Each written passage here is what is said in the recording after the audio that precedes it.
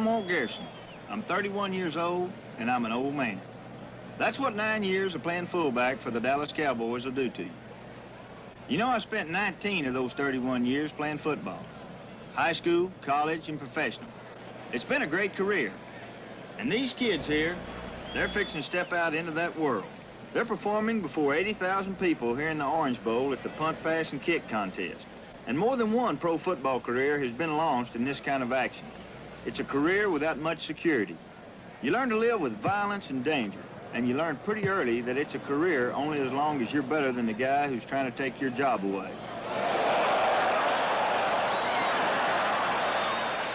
Some of them make it. Most of them don't. In the next hour, we're going to give you a look at the career of pro football. The high points and the lows. The risk and the benefits. We'll talk to players and agents and scouts. And we'll talk to coaches and owners. We'll take you back to the beginning, through high school and college, and back to the very beginning, to the little leagues and contests, such as these here. I hope you enjoy the trip.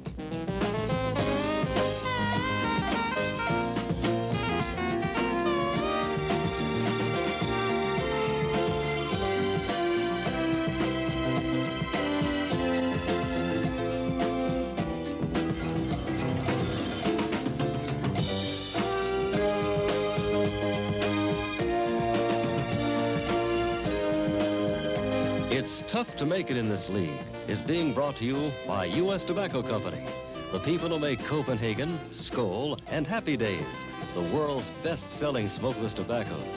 A pinch is all it takes.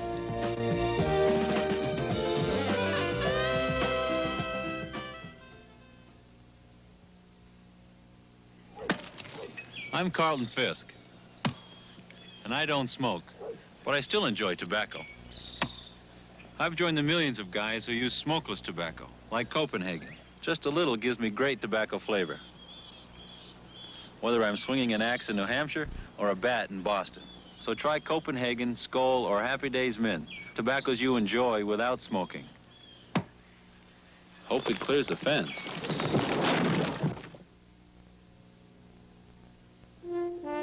Give me a long summer day, the green Swedish countryside, and the time to enjoy them both. Then give me Borkum Riff cherry liqueur-flavored tobacco. In Sweden, we discovered that flavoring our fine tobaccos softens and enriches them. And that's just what we do with Borkum Riff.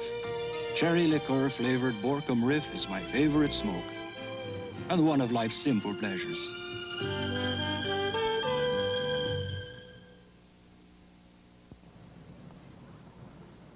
This is the National Football League's flesh market, a fishbowl, a forest of eyes. This is the Senior Bowl practice in Mobile, Alabama. No one's competing for a school anymore, or for his team. He's showcasing himself for the NFL scouts and coaches. Merchandise on the rack, and soon that merchandise will be drafted and bartered and sold. This is where the career of pro football is launched, a high-risk career, whose average length is 4.5 years. Dallas Cowboy quarterback Roger Staubach has lasted 7 years, 3 of which ended with a Super Bowl trip. Staubach recollects his life in pro football, but he also recognizes its hard reality, pressure. Pressure to win and to keep winning once you're on top. As you go up and the levels, the competition becomes tougher. And at the professional level, of course, you've got to win. You know, if we don't win, your wife doesn't talk to you even. You go down to the store and people spray stuff on you when you're not looking, and the neighbors don't talk to you. And, you know, you get booed at the stadium, so there's no question about it. You've got to win, and in our game at the professional level. Okay, you on offense? It starts here. The natural selection process that's already grading and rating these 7 to 11-year-olds on their fitness to go on in football. Some will continue, but some will be burned out before they reach high school. Young kids playing sports, I think, is fantastic. I really don't believe a parent should push. I'm sure not going to push my son into football, but I think we try and idolize professionals too much. And when, as a professional athlete, we've got one goal, and that is to win football games. It's a cut-and-dried business, and you've got to win. But that philosophy carried over to the young people is completely wrong. And I think that's the negative aspect of, say, coaches or even young kids trying to imitate a professional as far as having fun, learning a lot of the things that sports have. All right, Whit, look for the opening. Ready? Set. That's it, all right. That's the way to hit. All right. That's the way to play Right football. into the blocker. Right into the blocker. That'll get you to the big time now. Let's I want to show you how the 7-year-old do gets these 11-year-olds. Let's go now, Mike. Mike, you on offense now. You take him either side you want to, all right? Ready? Set. How That's the way to hit. All right. That's the way to take him out there. I'll tell you what. There's not another 7-year-old like that in the country. Ken Pritchett has coached in the Atlanta Pop Warner League for 3 years. All right, Bubba, let's get in there a little bit. Come on, Whit. You ought to be able to handle him in there. You hit anybody today? All right. Twins right. Fake wing back, reverse left, option right.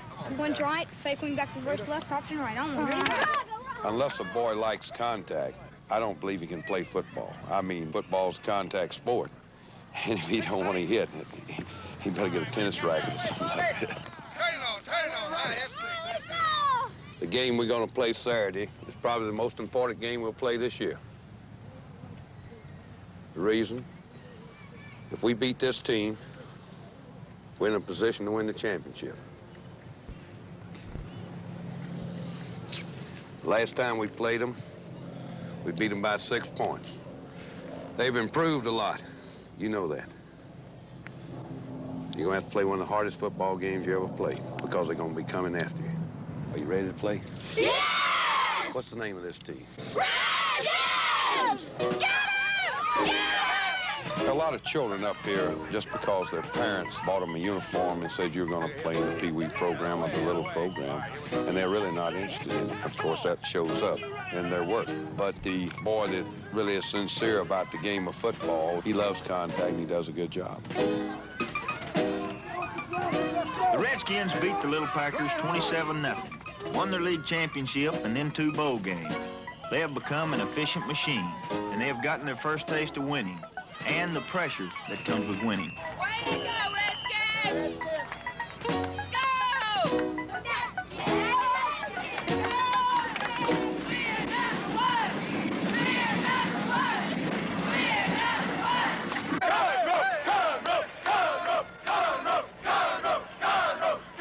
The local office in Conroe. Weatherman promises a light breeze tonight if you're headed to the game over in Bryan. Take something warm, Willie. Bill Robert here, Conroe High School. Of course, everybody knows this big bi-district ball game between the Killeen Kangaroos and the Conroe Tigers. And probably one of the best pep rallies I've seen in many, many years. I've been coming to pep rallies for 10 years or so, and this is definitely a very, very outstanding pep rally. Conroe High School, 38 miles north of Houston and deep in the big-time football country. They found oil here in the 30s, and then they learned how to speculate in real estate. Oil and real estate taxes built a big-time athletic program. Football tradition goes deep in Texas, in Ohio, too, in Pennsylvania, California, Michigan, dozens of states. Their high schools turn out the raw material that will stock the colleges and eventually the pros. The enthusiasm in the student body is tremendous. We have a student body here of 4,000, and we have our pep rallies in the gymnasium, and golly, it'll seat 1,300, and they're stacked in the windows and double-decked up in the balcony, and the enthusiasm is tremendous. I don't really know what trait there is in these young men, and sometimes I tell them I don't know what trait it is. I don't know what makes us come out here and bang our heads into each other and run wind sprints and work in this humid heat down here, but there is a trait that seems to get in your blood and you just can't get it out, and I don't think society has anything to do with it.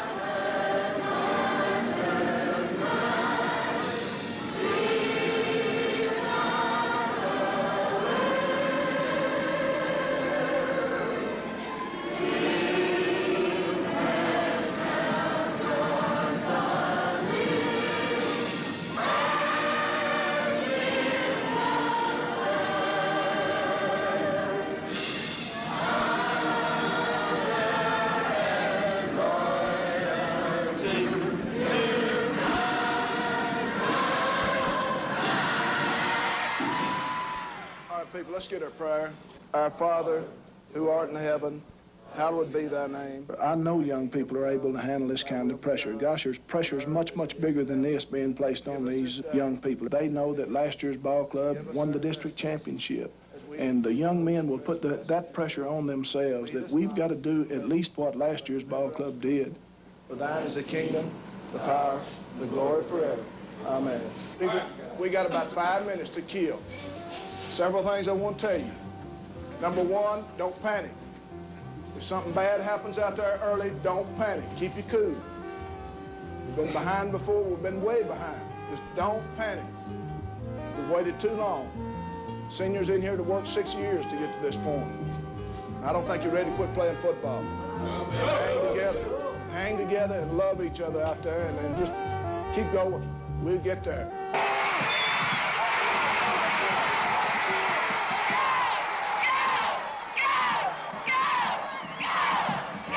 I could not coach without being right there on the sideline with those young men. You feel the ebb and flow of emotions on the sideline, and I think it's very important that the head coach be there with them. And there are major decisions that have to be made, and those have to be made by the head coach. Find out where that man came inside on the punter. Somebody came inside. We feel like that the game is not really won on the sideline by screaming and yelling and hollering at kids, but by keeping them calm and making sure they carry out the assignments that they've been given during the week. Right now, most of these players are at the very peak of their athletic career, but a natural selection process has already started. Some of the seniors will get college scholarships. A few will become stars. Some will drop out along the way. Injuries, marriage and a job, a coach who loses interest. It's a rare high school player that makes it to the NFL.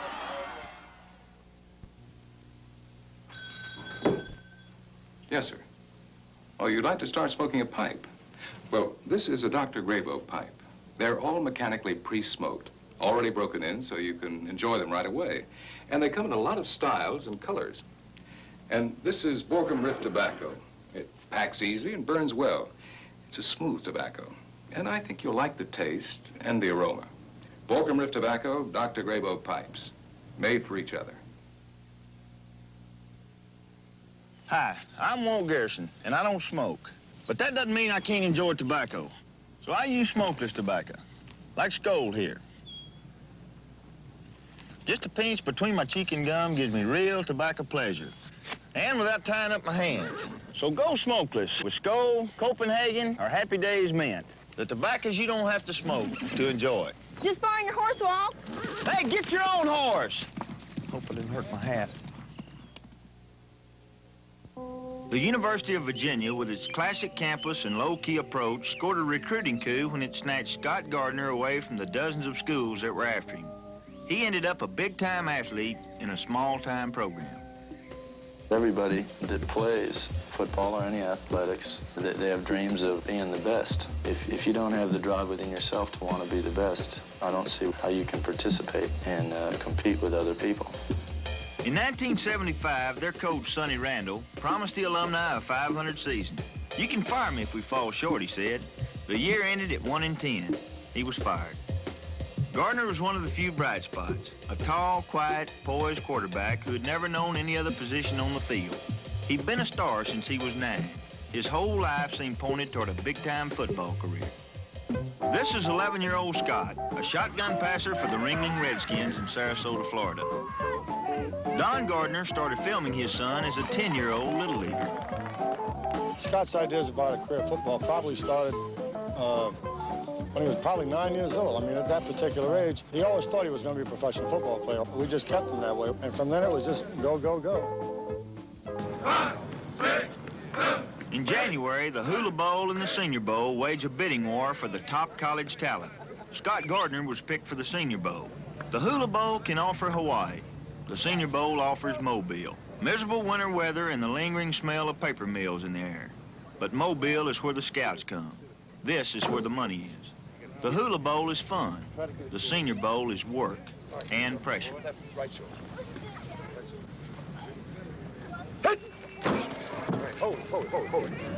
A quarterback is judged by his release time and his zip on the ball.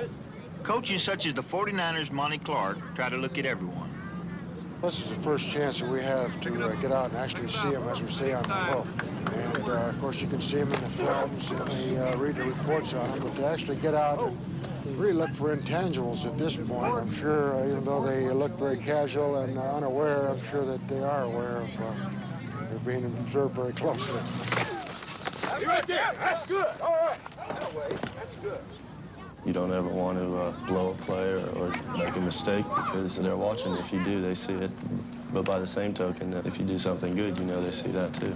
So I try not to let the fact that there are scouts and coaches around make me press. Maybe I can try to use that fact to get myself a little more psyched. I like him. He's a big bouncer, you know, he bounces around, and I think he has, you can see that he's played a forward pass-oriented offense. The NFL scouts and coaches are the invited visitors, but there's also a large group of uninvited, the agents. Red coat, black hat, he's an agent. Every year, the NFL Players Association meets with the seniors to give them a briefing.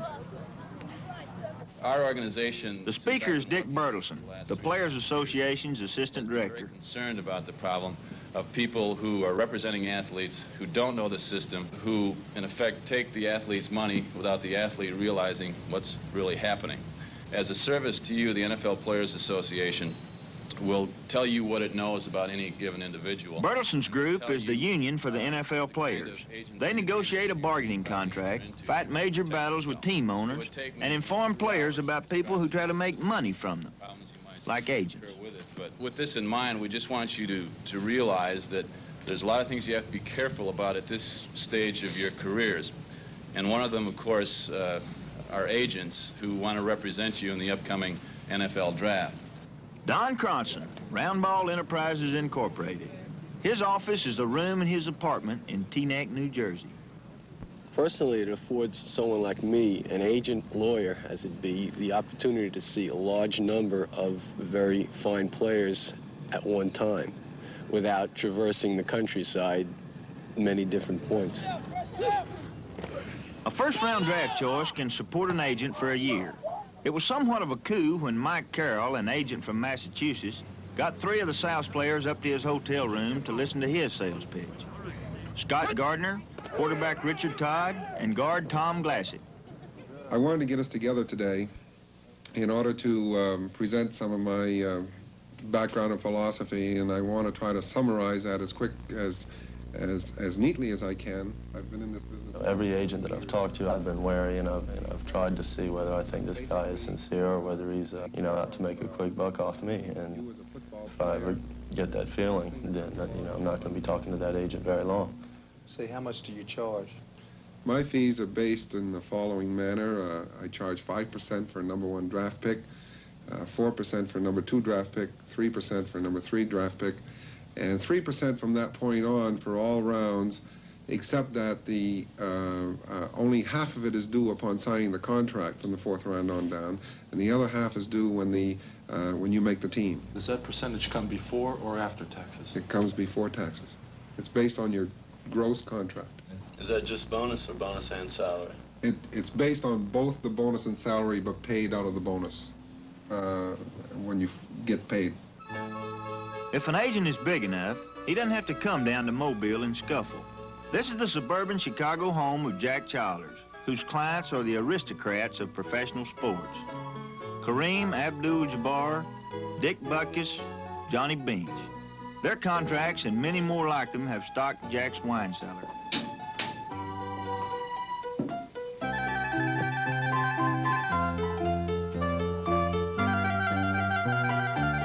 Whenever you negotiate a contract for a player, or whenever you provide a service, obviously an agent gets paid. He gets paid commensurate with his ability and commensurate with the service that he performs. We get 3% of a player's contract when we negotiate a contract, a very, very small amount. If we do the financial planning for the athlete, we get an additional 7%. The vast majority of our players take the full package, which is a 10% package. In those instances where we do contract negotiation only, we would then get an additional 2% to bring our total for contract negotiation to 5. Now that sounds complicated, but it's not. The new math, 3% equals 5%. Or to stay on the safe side, go for the 10. Give me a cool, misty morning, the rugged Swedish coast, and nothing to do but enjoy them. Then give me Borkum Riff bourbon-flavored tobacco. In Sweden, we know that flavoring our fine tobacco softens and enriches them. And that's just what we do with Borkum Riff. Bourbon-flavored Borkum Riff is my favorite smoke, and one of life's simple pleasures.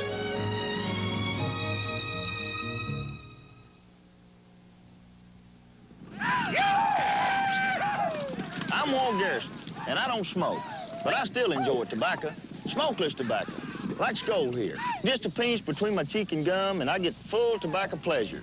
And since I don't light up, I can use it doing almost anything. So go smokeless with Skoal, Copenhagen, and Happy Days Men. The tobaccos you don't have to smoke to enjoy.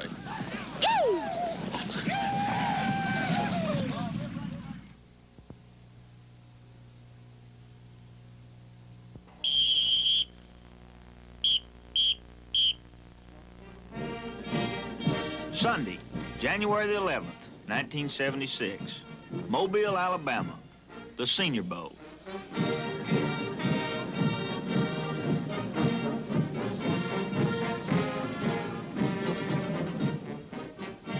A final look at the merchandise. Number 99, Steve Cassidy of LSU, number 70.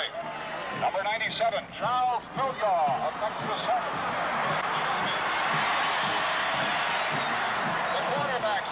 Scott Gardner of Virginia, number 13, and number 14, Richard Todd of Alabama. It's a tough situation for Scott Gardner. He's alternating with Alabama quarterback Richard Todd, a local hero. If you want to impress the scouts, you've got to do it quickly. Bob Windisch, scouting for the Montreal Alouettes. Ray Malavasi is here for the L.A. Rams. Wee Bubank is scouting for the Jets.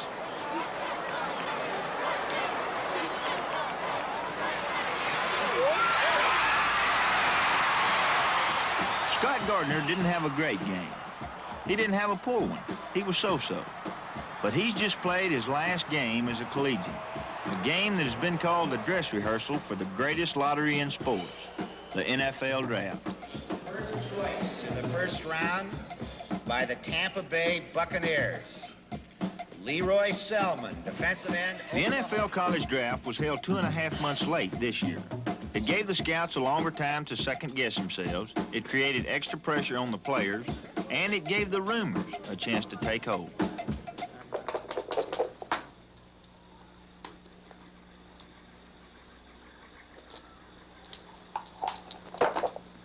The book on Scott Gardner now reads, good size and toughness, but not as much zip on the ball as people would like. In a New York hotel, the league goes through a 2-day, 17-round session. In the athlete's dorm in Charlottesville, Virginia, Scott Gardner waits for the phone to ring. It's a scene that's repeated in hundreds of dormitory rooms around the country.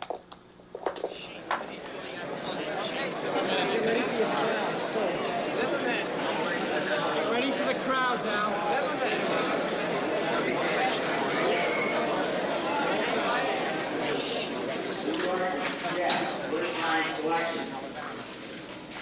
Richard Todd.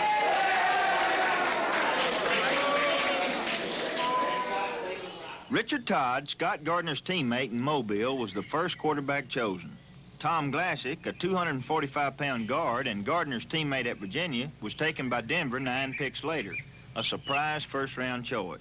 The difference between a first and second-round financial package could be as much as $200,000. After that, the numbers drop about 10 or 15,000 around. All right, P-E-S-U-I-T. Very good. Someday future sociologists might study the NFL draft and say, how could they have done it? How could they have bought and sold and raffled people off in the 20th century?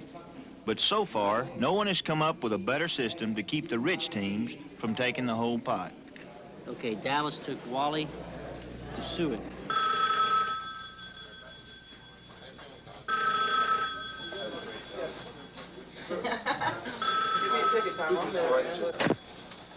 Hello? Scott. Yeah. Jerry, you Hey. heard? No. What are you calling for? What the?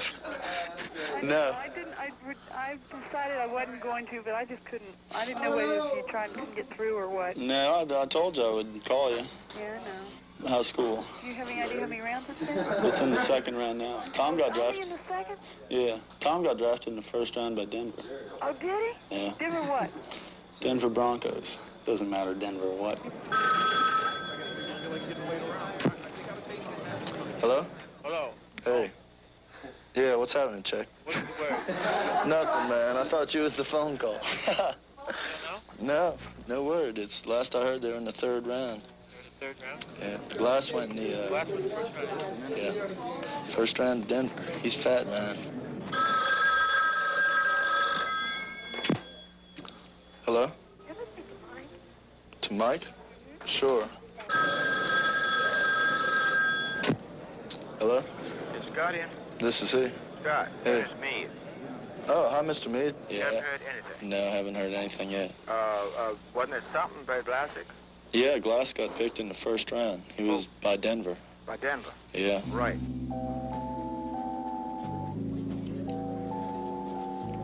The night gallery. The sign makers have gone.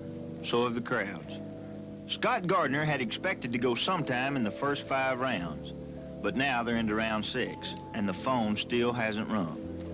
There's time for one more round tonight, and then comes a long wait. The history of the NFL draft is filled with horror stories of undrafted players who cracked that first night, who tore up their rooms or someone else's, who wound up in police court. There's no big money to be made anymore at this level of the draft. You just wait and hope. Wish I knew how much money I was losing as the time goes by. Oh my God, 5th round, that's a drop. Oh no. Stuff. My stereo.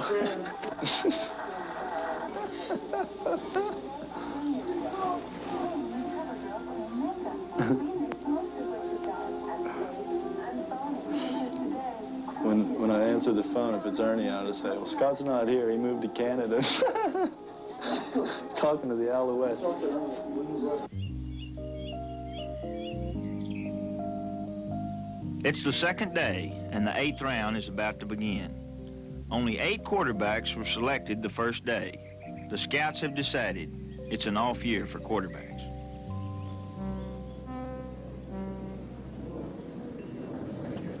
Abe, this is Muntz. Okay, we have who in the 8th?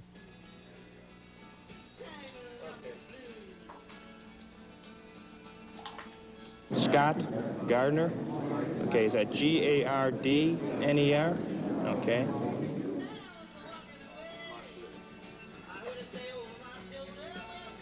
From Virginia, okay. From Virginia. Okay, and he's our 6th Buffalo from Cleveland, Scott Gardner, quarterback from Virginia in the 8th round. Okay, we'll put it in. Good.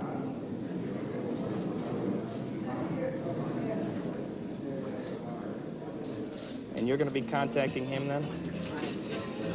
Beautiful. Okay, fine. Great. In the 8th round, Buffalo Bills select Scott Gardner, quarterback of Virginia. Is that good? I've never watched it. I watched it last night. It's like the almost died. Upstairs.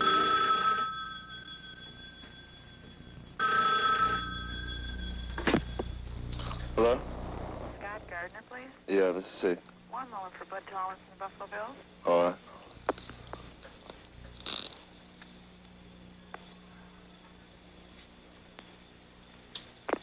Scott?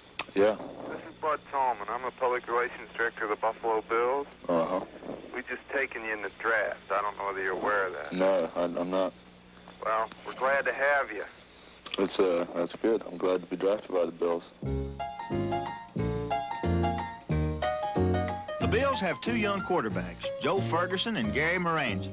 Their coach, Lou Saban, doesn't usually like to keep three, but Scott Gardner could convince him to reconsider. U.S. Tobacco. Our people make a family of products bringing simple pleasures to millions of Americans. Our good people give it all they've got, cause their jobs are something better than just punching that old clock. Working all together in their very special style. You can see it in the work they do, see it in their smiles. Dr. Grabo is the largest pipe manufacturer in the world. Good people are good people, make us what we are today, working for a living, working side by side. Good people are good people, make us what we are today. U.S. Tobacco. From our Connecticut headquarters to Washington State's Yakima Valley, our good people produce and distribute quality products you use every day. We're proud to be part of your lives. Our good people have just what it takes to put a little heart and soul in everything they make. Everyone keeps trying to do the best they can with an expert eye for detail and very skillful hands. Making cigars is a special skill, a labor of love passed on from generation to generation. Good people are good people, make us what we are today, making simple pleasures everyone can share. Good people are good people, make us what we are today. We're developing some of the finest wines in America today. Good people are good people, make us what we are today. Make us what we are today.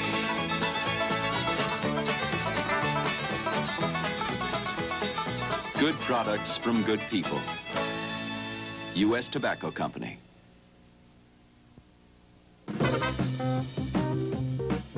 It's tough to make the pros, and rookies like Scott Gardner will learn that it's even tougher to stay there. Nick Bonacani, number 85, has been an NFL middle linebacker for 14 years. First with the Boston Patriots, then with the Miami Dolphins. He's 36 now, and he wonders about a player's future and the whole nature of pro football. I discussed it with him. But when I played, there still was nowhere near the pressure, even though we were playing a major college schedule and we were on television a couple times a year. There just still wasn't the same type of pressure that you get in the pros, because to me, as when I was in college, that still was a sport. I was going out there, I was on scholarship, I was having fun. Whereas you go to the pros, all of a sudden, this is your livelihood, man. I mean, you've got to go out there and perform, because if you don't perform and if you don't do a great job, you don't have a job, and your family's depending on you making that living playing football. Don Shula's philosophy is very simple at the Dolphins. He tells you, play middle linebacker. And a day you can't play middle linebacker for him anymore, you're gone. You are a body, and that body will be replaced. Take you out, plug another guy in, and the machine just continues to roll. That's a very cold game, but this is what the fan wants. The fan wants the best player possible. When the fans cheer a rookie, the odds are an older pro had to make room for him. Mike Thomas was the 1975 season's Rookie of the Year. The Washington Redskins drafted him on the 5th round, after trading away their first 4 choices. I want to be all-pro. I would love to be all-pro. I would love to be a great running back. I would love to be another Larry Brown or O.J. Simpson or Jim Brown. I think that's my goal. My goal is to be one of the greatest running backs to ever play football. And nothing will ever stop me from wanting that goal. And whatever it takes to get that, if it takes running on one leg, then that's what I want to do. Mike Thomas had the right instincts. To succeed as a rookie, you have to be convinced you're better than everyone else, and prove it. You have to stand up under intense pressure and be ready to take advantage of every opportunity. Well, the first thing that entered my mind was, what was George Allen wanted? What did he want me for? Dwayne Thomas was still here at that time, and Larry was here, and I didn't know Larry had, was having trouble with his knee. And when I talked to Coach Allen, he told me that I had a chance, and he gave me a little confidence going, and I worked hard, and I was in great condition when I went to camp, and I was determined to get that chance to play, and when I got that chance, I was determined not to let it get away from me. The first thing Thomas learned was that he would be competing with Larry Brown for a starting spot. Brown, who was coming back from a knee operation, decided to help the rookie. The main thing that I had problems with first coming in the NFL was having to come out of the backfield and become a receiver. It's something that I never had to do in college, and Larry helped me quite a bit with that. It's one of football's ironies. You help the man who may replace you. Larry Brown and Mike Thomas, two runners with one purpose, to be the best in the game.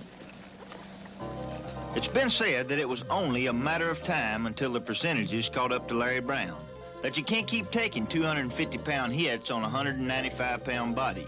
It caught up to him in 1974 when his knee finally gave out. Larry Brown, they say, plays too tough for his body. Many people have said that my heart was bigger than my body, but I felt that sometime in my career that it would take its toll. Some people felt I wouldn't last 2 years, but I surprised them. This is my 7th year in the National Football League, and other than this year and last year, I've had pretty good success running the ball and playing at the running back spot at the weight of 195.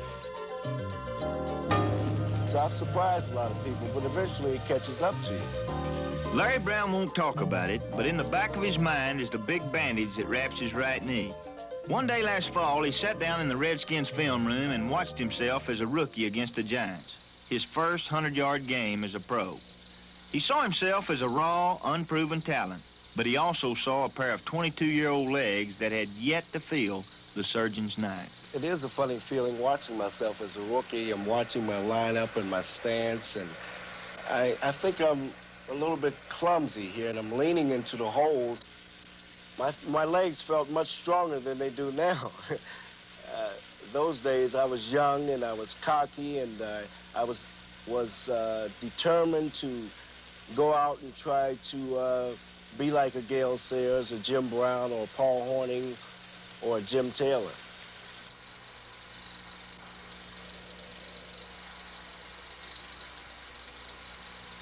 But I didn't at one time fool myself into believing that I could play this game forever. I know that eventually the right lick would come, and eventually I would have an injury.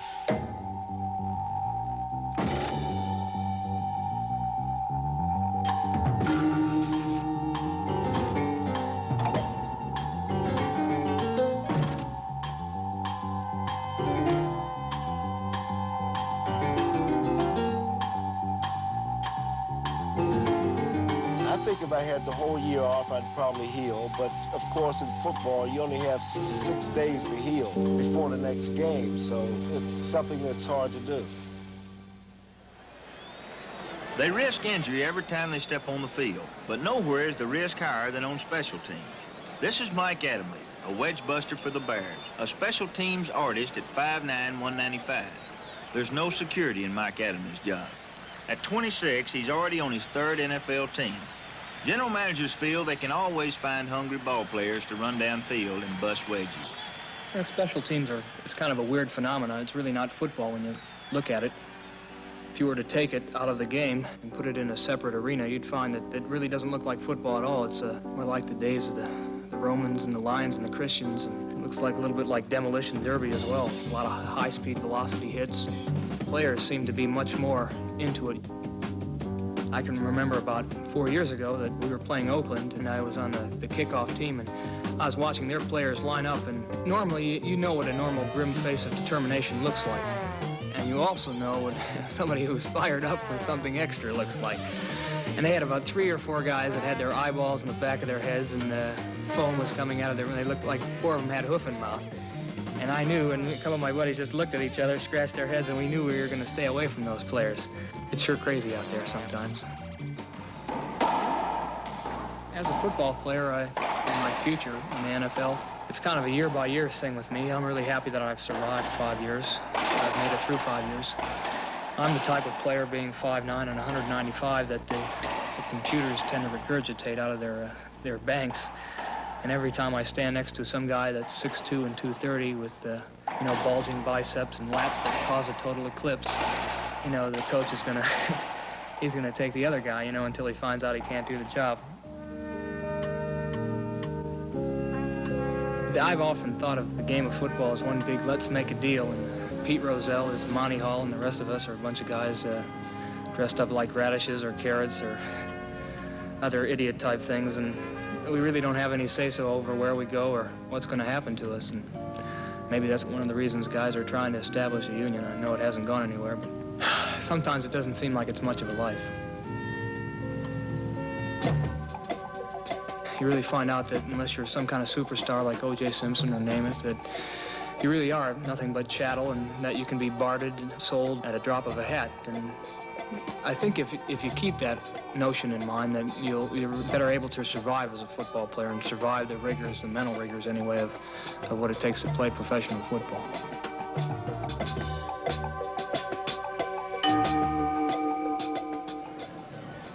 Baltimore Memorial Stadium, November 16, 1975. Joe Namath and the Jets have just lost to the Colts 52-19. But win or lose, Namath is always the attraction.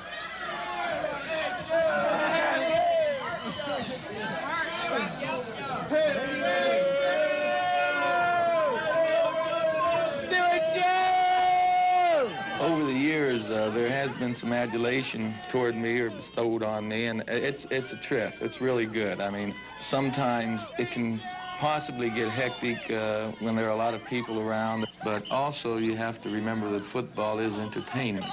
And being in New York City and being, I guess, the kind of person that I am, I've gotten to get a lot of publicity and some adulation from people around the country for various reasons. It's showbiz, you know, and that's what Mr. Werblin called it a long time ago.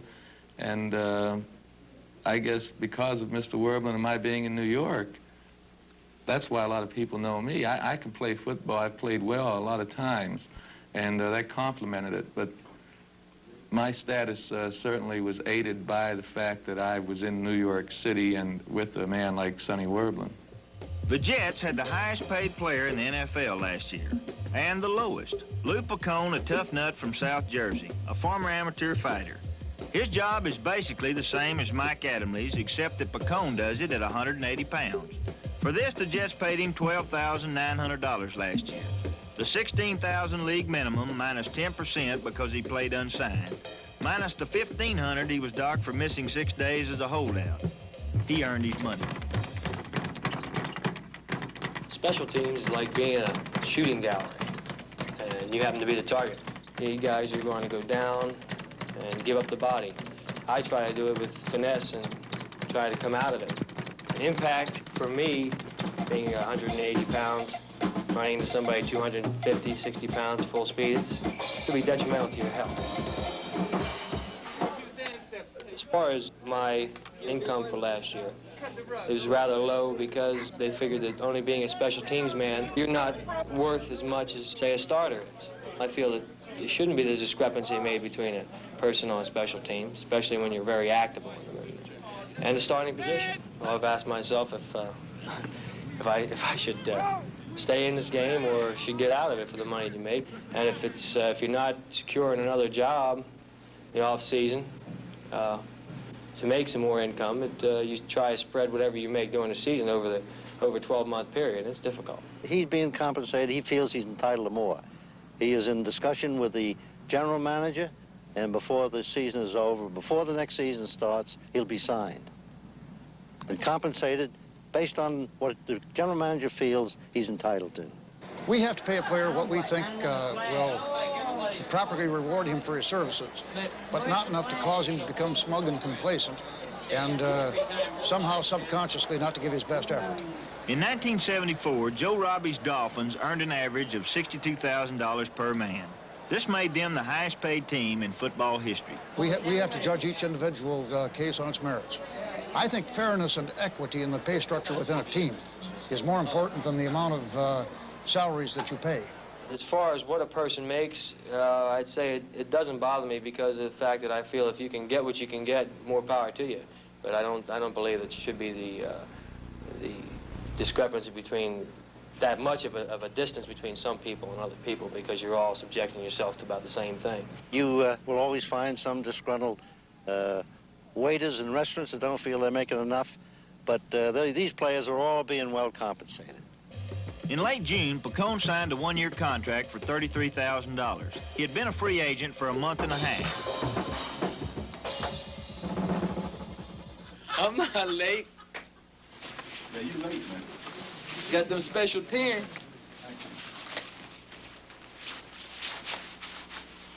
Well, one thing about these card games are picking up. Joe Namath earns his reported $450,000 in headshots. Most pass rushers come in high on Namath. His knees are off limits by a kind of mutual agreement. His box office appeal carried the old AFL once upon a time and saved a lot of jobs. People don't forget that. The quarterback is very vulnerable. Standing back in the pocket, you get hit from different angles, and very often you don't see where the blow is coming from.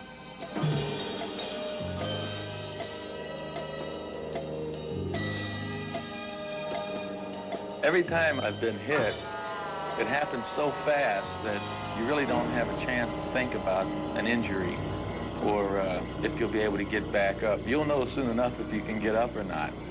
Some of the licks, you really get jarred. You see blue and yellow and things in your head, and your body just gets a jolt. I know my neck, for instance, I've been hit in the head several times this year, and it feels like my whole body just goes numb from my neck down.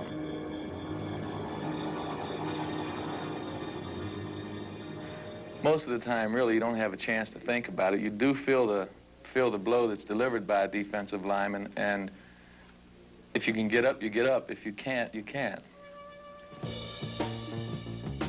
Norm Boulage stayed down on this one, and the severe groin pull the Colts fullback suffered took him out of action for most of the season. Any player's career can end on a single play, and it is this risk that makes his job hazardous duty. The Jets orthopedic surgeon, Dr. James Nicholas, studies each injury and tries to lessen that terrible risk factor. Norm Boulage is a very tight-jointed individual, and what happened to him was as he caught a pass, he did a split. And these people with tight groins, the legs just don't go out that far.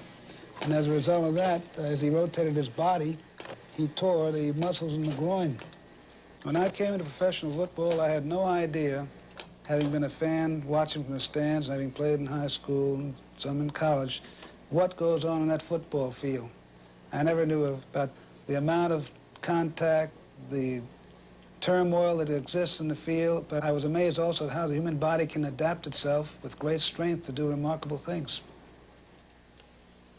There are two kinds of players, if you want to try to catalog people: those who play hurt and can't be stopped, and those who don't play when they get an injury for fear they might get worse. This is very much like people. I liken the player to the executive who may have high blood pressure and is at a coroner and is still running a corporation and still goes out and works a full day's work, as opposed to somebody who has a little chest pain and is afraid and goes to the doctor 7 times a year. And I think players are like human beings in this regard.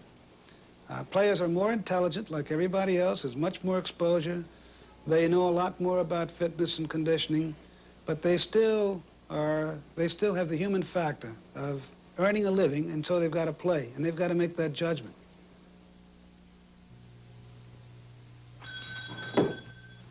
Yes, sir.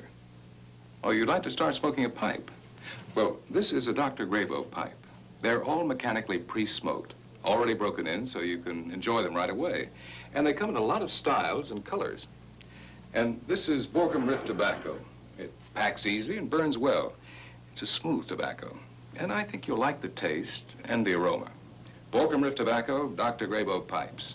Made for each other. I'm Carlton Fisk, and I don't smoke, but I still enjoy tobacco. I've joined the millions of guys who use smokeless tobacco, like Copenhagen. Just a little gives me great tobacco flavor. Whether I'm swinging an axe in New Hampshire or a bat in Boston. So try Copenhagen, Skoal, or Happy Days Mint, tobaccos you enjoy without smoking. Hope it clears the fence.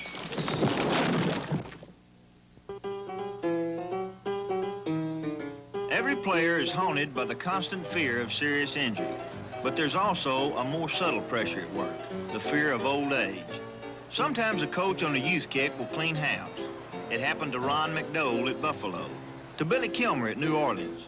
They were lucky. They found a home, an old age home called the Washington Redskins, also known as George Allen's over-the-hill game. Allen once said he wanted to go into his locker room and see bald old men, winners, guys who had been through it.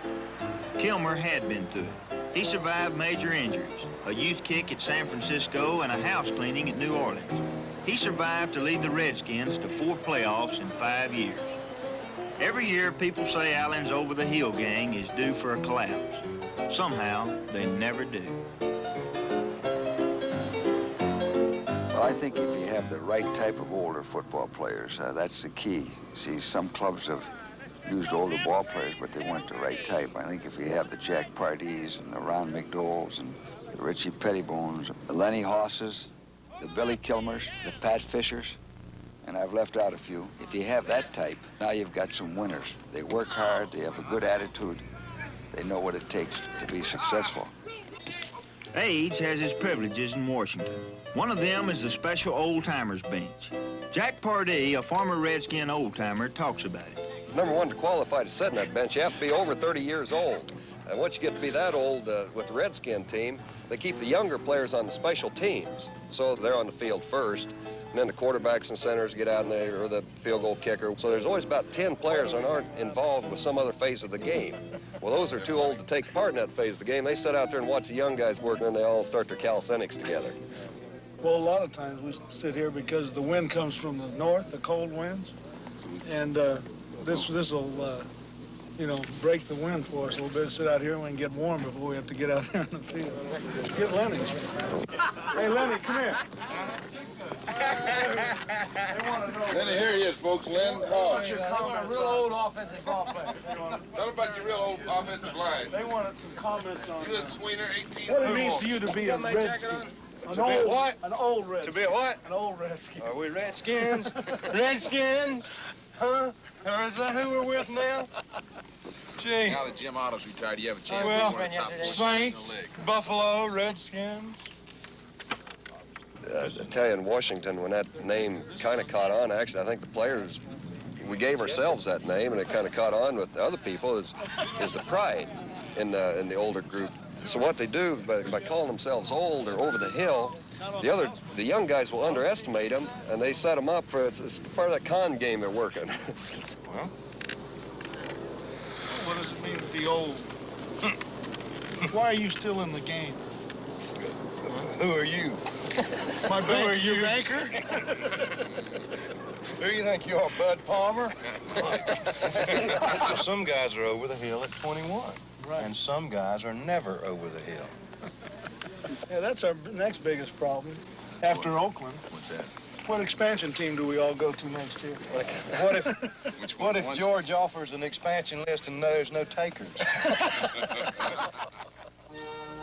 They struggle and claw and scratch to get into the Super Bowl, but few of them ever do. It took the Steelers' 34-year-old center, Ray Mansfield, 12 years to get into his first one. And then last season, he made it again. The 13-year pro is a rarity. He's the end product of the natural selection process that has already eliminated thousands of young players who had once hoped to get to the top. 5 days before Super Bowl X, press day, the most significant day in the lives of many of these players. They've graduated from the high school gyms and the pep rallies, from the Pop Warner leagues and the mini rooting sections. Their fans now number in the millions. Ray Mansfield enjoys press day. The Steelers went through a lot of years without them. Well, when I first arrived in Pittsburgh, there seemed to be a loser's attitude on the club. The players, you know, they would say things like, well, you know, if I can't make it someplace else, I can always make it in Pittsburgh. It was fun, but it was frustrating. You had to go out and play for yourself almost, because it didn't seem like the team was going to progress anyplace. This is Ray Mansfield's second Super Bowl, the culmination of a 13-year career. He isn't a great football player, but he's a durable one. He's a survivor. He's gone through 13 years in professional football without missing a regular season game, 182 straight. He's played center with broken fingers and a broken hand, and a rib that was torn away from his spine. He had to put himself into one game to keep his streak alive. He doesn't need the money anymore. The game means more to him than the money. It's the same thing that keeps me going in football now as kept me going back in the 10th grade. It's an overused phrase, but I love to play the game. I love the challenge and the feedback that I get from the game of football. It tells me right away that I can still do something pretty well with the best people in the world. Ray Mansfield is the ultimate success story in professional football, a man at the top of his profession. Yet he is hesitant to advise a young athlete to go out and make a career of it. It's a very insecure career. It's really not a career when you start out. It's a career when you're finished. I played it each year, one at a time, and I honestly never looked beyond the next year. I would never say to a young guy, you know, work and build a career in professional football, because I think it's accidental when you play a long time. The injuries and the competition is so great that any time you can be gone and out of professional football. So many of my friends came and went in a short time. Guys that I just had tremendous ability when they started out, but they were hurt or they were eventually beaten out or they lost interest. It's really hard to say, I'm going to build a career in this game.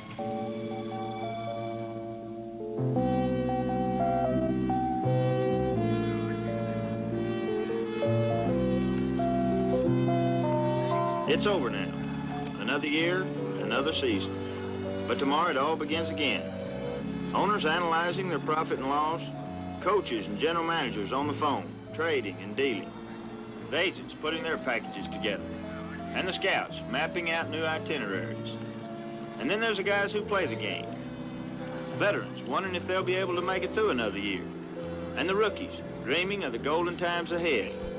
And the kids just dreaming of someday. The day when they'll be one of those 86 privileged to spend a Super Bowl check. It's tough to make it in this league, and it's tough to leave it. It was tough for me, very tough. To some of the people you saw, it's still only a game. To others, it's a lot more. A life, a whole world. A world we've tried to share with you.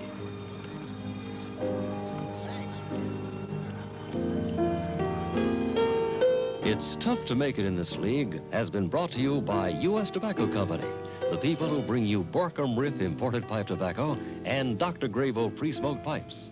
Borkum Riff and Dr. Graveau, made for each other.